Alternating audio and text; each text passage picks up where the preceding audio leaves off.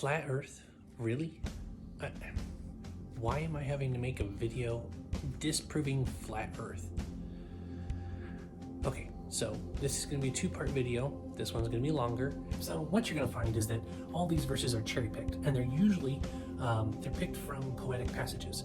You'll see, one verse here, one verse there, half a verse here, maybe a couple verses here, but they never give you an entire passage because there is no passage that supports their theory.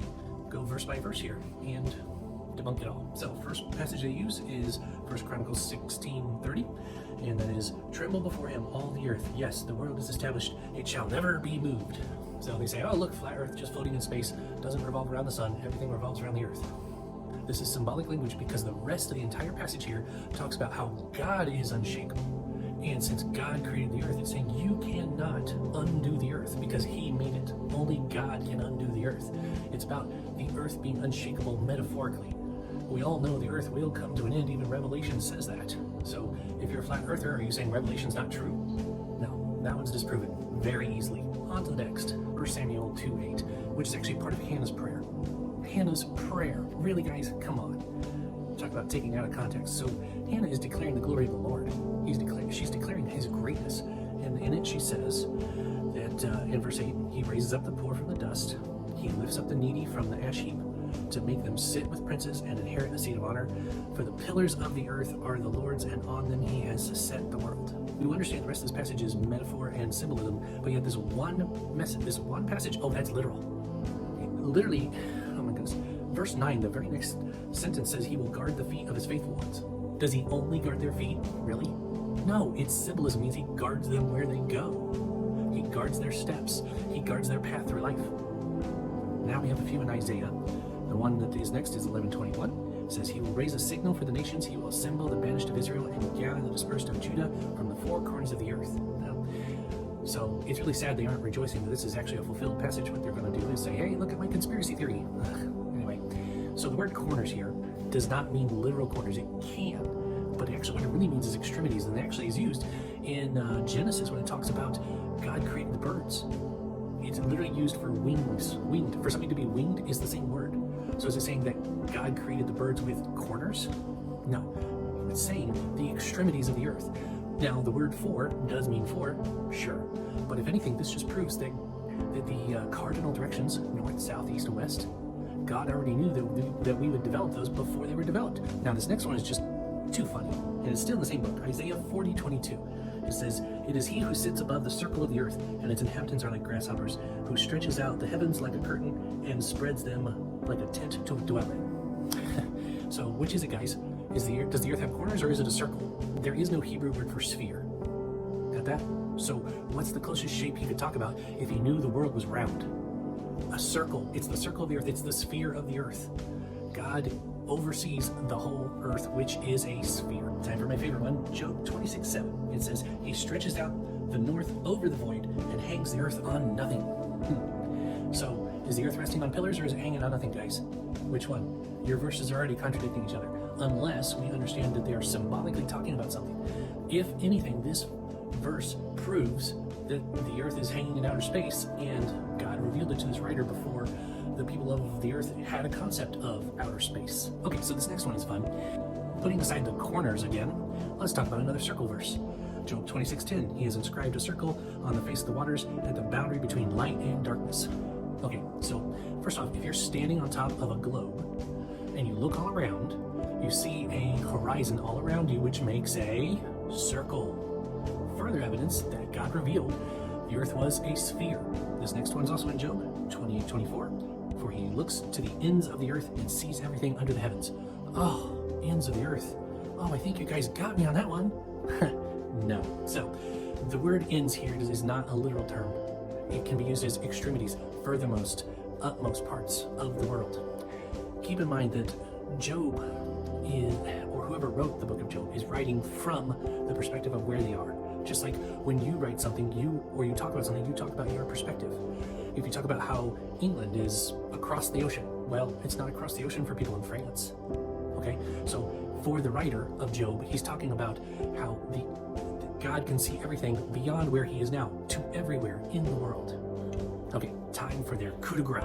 their big verse that proves that we are stuck inside of a hard sphere within a square, flat circle thing on pillars hanging on nothing. Because this verse proves that everything on the outer space is fake, that we've never been to the moon, and there are no satellites orbiting the Earth, and there are no planets, and everything goes around the flat, circle, square Earth thing. Okay, well, here it is. Job 37:18. Can you, like him, spread out the skies, hard as cast metal mirror? Boy, I can't even read today. So, Job is talking symbolically. Well, actually, someone's talking to Job symbolically, saying, hey, are you like God? Can you stretch out the skies can you create everything and stretch out the skies? Clearly, metaphorically, unless you're going to say that the skies are elastic, because he's stretched them out. Well, oh, wait a second, no. It's hard as a cast metal mirror. Is it hard or stretchy? Which one is it?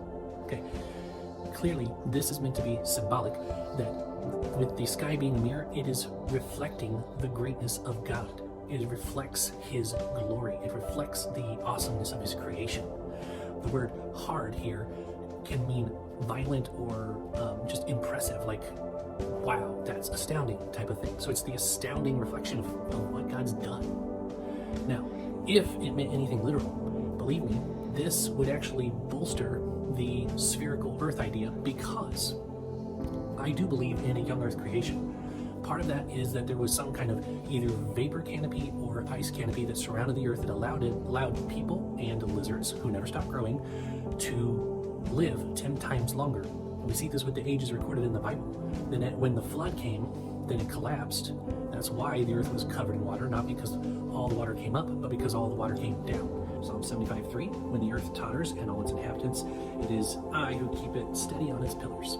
Is it hanging on nothing, or is it on pillars? Clearly God is speaking metaphorically here. He's saying, I'm the one that holds it steady. And if you want to say the pillars represent anything, honestly, to me it sounds more like that it represents the magnetic poles. He's the one that keeps it steadily spinning on its axis. When the earth goes around the sun and revolves, tottering, okay, he's the one that holds it on its axis. Psalm 93:1, the Lord reigns. He is robed in majesty. The Lord is robed. He has put on strength as his belt. Yes, the world is established. It shall never be moved. The sentence before it. Is God literally wearing a belt made of strength? Really? Or is God strong and this is symbolic? I think that's more likely, don't you? Psalm 104:5. He set the earth on its foundation so that it should never be moved. Again, it's back on some kind of foundation or pillars, but yet hanging on nothing. It has 4 corners, but it's a circle. If you guys are going to cherry pick, you got to be consistent. At least say some of these are symbolic. Okay, now we're in Proverbs. I am noticing a coincidence here, aren't you? It seems like every passage they use is from Old Testament poetic speech. How about that? Oh, anyway, so Proverbs 8:27, when he established the heavens, I was there. When he drew a circle on the face of the deep. Yep, so it's a square circle again. A New Testament passage. Wow, I can't believe it. Okay, here we go. I'm excited for this one. Matthew 4:8. Again, the devil took him to a very high mountain and showed him all the kingdoms of the world and their glory. Okay, so they're saying, look, the devil couldn't possibly take him to a mountain and show him around earth and all the kingdoms. How would he see the other side? It's clearly not Jesus literally being able to see all the kingdoms of the world from a mountain in Israel. Even if you believe in flat earth, just the atmosphere itself gets hazy after a few miles. You're not going to be able to see all the kingdoms of the earth and their glory. Ooh, Revelation. Ooh, end time stuff. So this is definitely got to seal the deal, right? Here we go. 7:1. After this, I saw 4 angels standing at the 4 corners of the earth. Oh, there's those corners on that round square again. They were holding back the 4 winds of the earth, that no wind might blow in the earth or sea or against any tree. Guys, no. If anything, this just proves that God understood cardinal directions before we did. It's a lot easier for me to believe that God gave the idea of cardinal directions to somebody down the line after he already conceived of it, than that there's literally 4 corners in a round circle or a square circle that hangs on nothing but rests on pillars and is somehow surrounded by a giant mirror that reflects blue, even though the ground is not blue. Don't you think there'd be some green and brown up there too? Well, if you stuck with me this long, I do appreciate it. It was fun for me. But I have to say, this is part 1. Part 2, I'm speaking directly to the flat earthers.